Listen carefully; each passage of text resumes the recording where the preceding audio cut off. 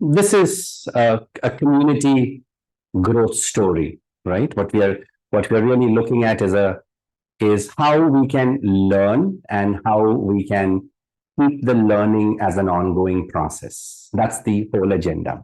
So participants, they take NLP with me, or Gestalt, or the counseling diploma, and that's about it. They take a 4-day course, a 6-day course, a 5-day course, and that's about it.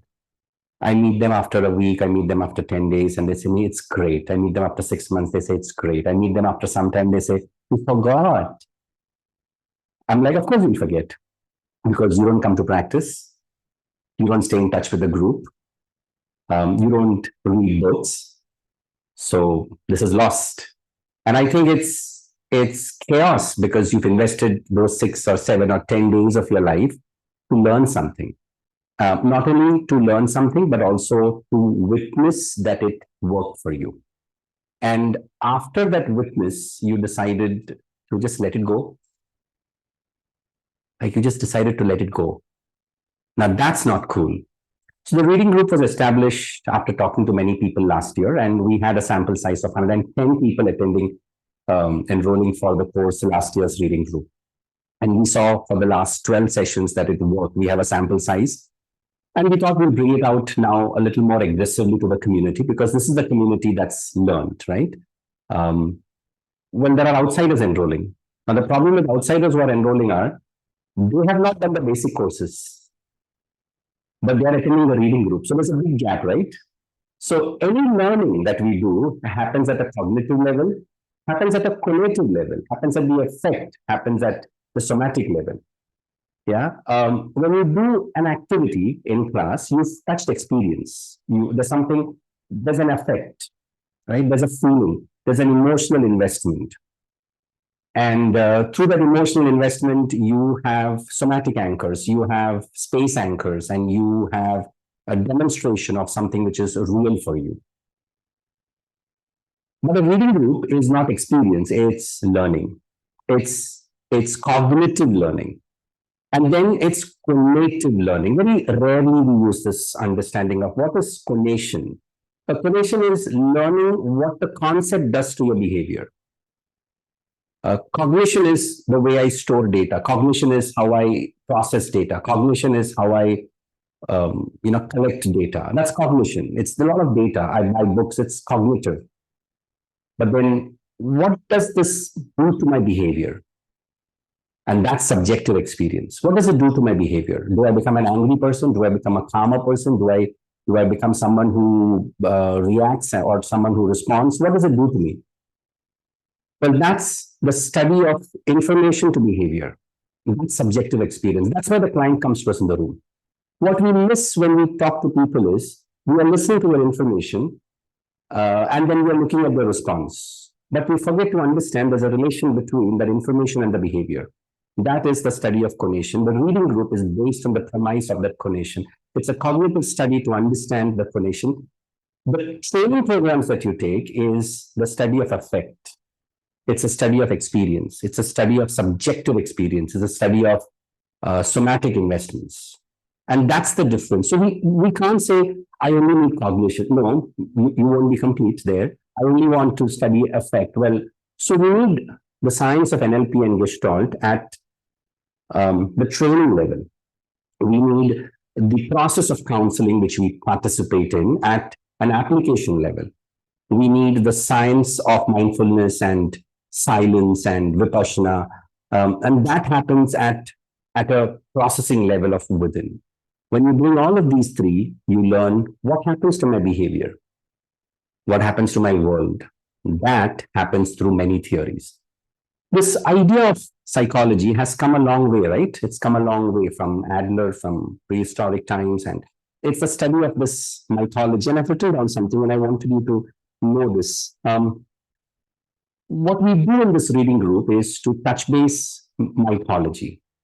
Some of you would have been there in my previous sessions. I think Partha was there in one of few of those sessions. I remember people from the counseling diploma were there in some of those sessions.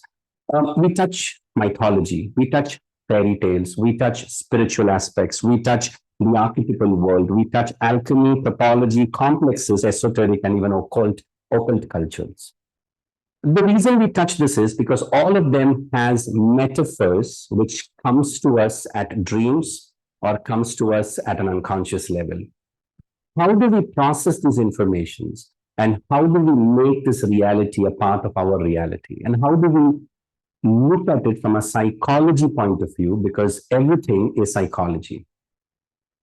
We create the gods, we create those symbols, and then these symbols comes back to us, and are we able to hold these symbols, or are these symbols overpowering us? Because we have created them. We have created our gods also. So this learning is given to you once every month. We meet for 1 hour, and it's a hardcore lecture. It's like very fast. You may feel it's very fast, and I know it's very fast, and that's why the recording is given to you, so that you can go back and revisit. Along with the recording, there is notes given to you. You have some 13 pages or 10 pages of notes, and by the end of the year, you'll realize that you have 12 lectures. And now when you enroll, you know that you already have the previous, not all 12, but 6 of them will be available to you, and some of them will pull out for other courses. You have these access to these lectures, and these lectures are available to you for a long time. And then there are guest lectures. Last year we called Robert Dills. This year we'll have Judith Deloiser. She's coming in February. She's there. She's taking these sessions. So, yeah. And the idea of reading group is not a book. It's a concept. Okay. And sometimes it can be a book. We did a book called Attached some months ago. But ideally, it's a concept. So to take a concept and to see how many books have it. So we've done the concept of LSIP, we've done the concept of mythology, we've done the concept of death of the archetypal parent, we've done the idea of guilt and shame. So we've done concepts which is not restricted to one book, but something which is available in multiple books. And then to bring out these excerpts. So what is the idea of the reading group? The ultimate idea of the reading group is to get you to read. The ultimate idea of the reading group is to make sure that this becomes a learning community. The idea of the reading group is this becomes a community that questions, why is this, why not that? And then you bring that knowledge, that information, that question, that literature, that book into your work. And then you see what happens to your work, because now you have more cognition. And then you can see the cognition of people. And then you can see, well, what is the client bringing, right? The client is bringing their fears. The client is bringing their worries, their dreams, their gods, and all of this they're bringing. And then to see how is their relation, and because of their relation, how is their behavior with these aspects and parameters. Is that clear? Is that clear what we're doing in the reading group? Yeah. At a deeper level, all topics are connected to either counseling, coaching, intervention, A, B, connected to Gestalt, C, connected to NLP, and D, connected to mindfulness and psychotherapy. So every topic we do will be one connected to these. Okay, we're not going to go outside these topics because I don't know anything outside these topics, right? All I know is this. So these are the 4 verticals we are working with, and the reading group is to support your journey, because the understanding is that you are a part of one of these 4 journeys.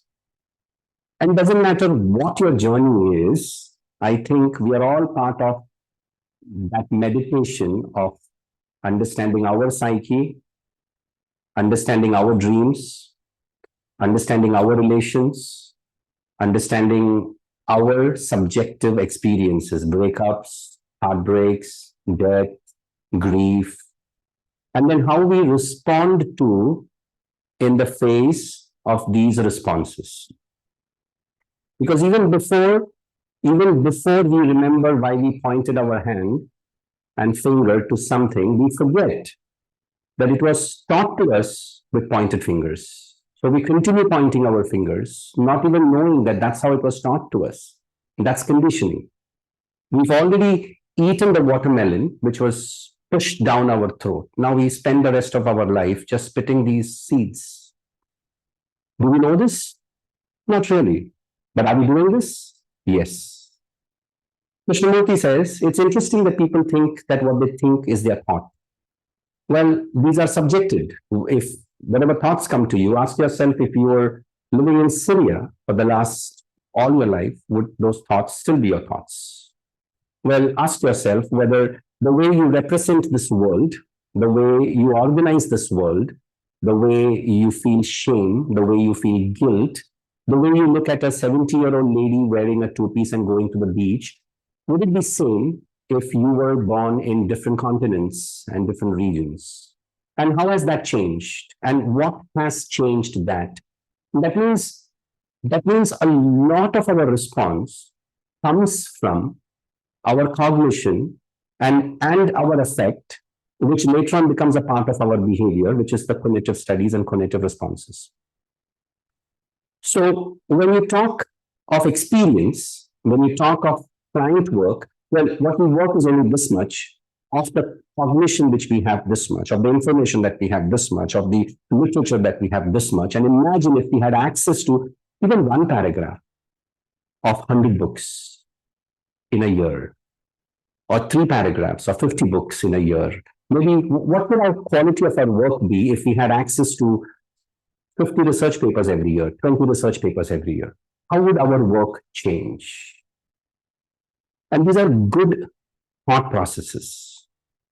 And then these hypotheses change. It changes the way we look at things. Then we bring in those experiments in our life. I remember I was sitting with Shreya and we were having breakfast in Georgia, and we were just having a conversation, a very loose conversation. I don't even know if she would remember this conversation, but something very interesting happened.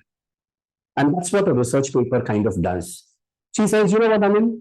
If we have to mask the gender on every resume, then you would be surprised to know that a female candidate would be hired in that position against a male candidate.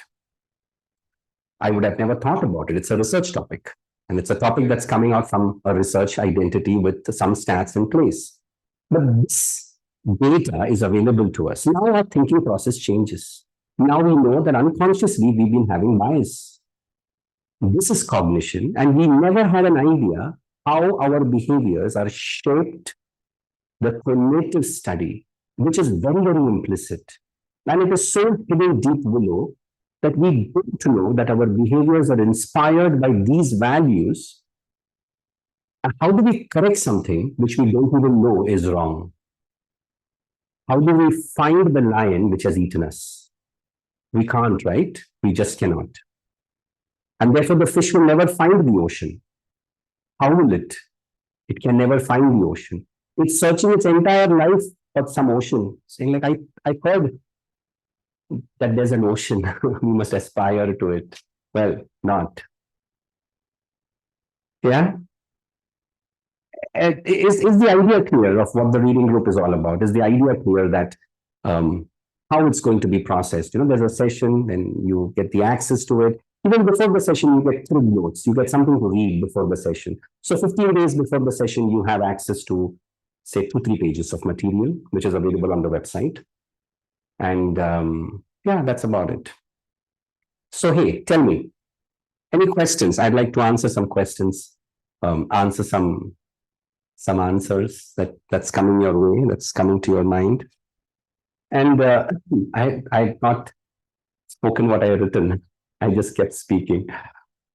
So the idea of the reading group is to get in touch with our own archetypal world or our personal psychoanalytic responses and behaviors, which many a times we forget. We don't see ourselves.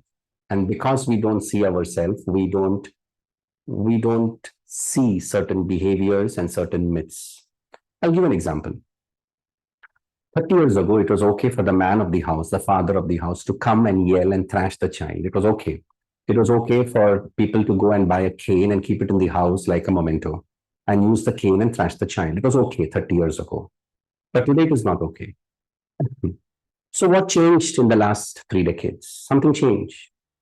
It's not okay now because in the last 30 years, somebody first saw and said it's not okay. He must have got thrashed many times for not seeing it, for seeing it not okay. But these voices became bigger. The behaviors were challenged and questioned. And in 30 years, now we don't do that. They don't sell canes anymore in shops to hit children. That's good change. And these changes come because we read about cultures, we read about history across, we read about. In 2018, I had an opportunity first to go to Sydney and then to other countries, to Australia, I'm sorry, to New York, to, to Hong Kong, to China, to Russia, etc. And as I'm visiting different countries, you get to read their newspapers.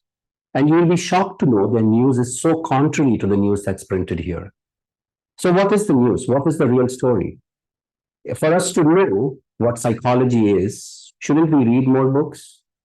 Starting from Adler to Jung to Freud, to all of them, to Milton, to Satir, to Erikson, to Noam Chomsky, to Alfred Korzybski. Names we've not even been told, names we've not even been taught in colleges and schools. Why?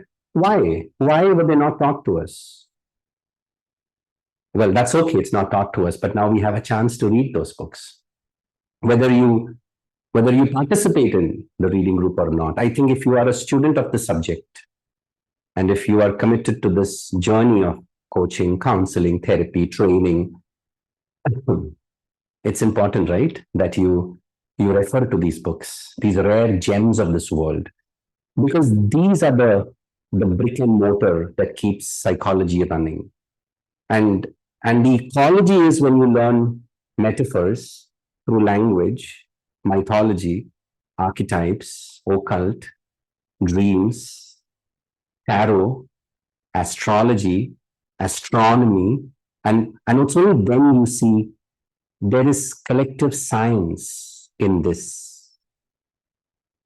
And that's beautiful. And that's the rise of the free side, the feminine side, the creative side. Otherwise, Edith is still thrown out from the garden. She was thrown out many years ago. It's our responsibility to bring her back into Eden. Because she was thrown out for questioning. She was thrown out for not agreeing to be free, to be caged. And she said, I refuse to be under a man. Well, it's not man and woman, it's masculinity and femininity. And she refused to obey. She said, I'm equal, I'm not under man, I'm equal. And the God that we defined and the God that we created in our narrative, we said, he threw her out. Well, it's our story. It's our narrative. I was reading a book some months ago, and it said, many years ago, there were woods that were not owned by anybody. That is Ram Rajya. That is the second coming of Christ. That is Jannat. That freedom of accessing choice, to have our own volition, so that we are not coerced to take science. We are not coerced to marry this person. We are not coerced to have this food, so that we have our volition to stay, to get up, to give respect, to walk. And this comes through literature. This comes through reading. This comes not just by reading this part, but to open this horizon and to go from books across regions, and then to see the research papers across regions, and then to bring that home. Now you will be fuller. Now the condition and the cognition changes. Now you change the effect. Now the somatic experience changes. Now change happens. Cool.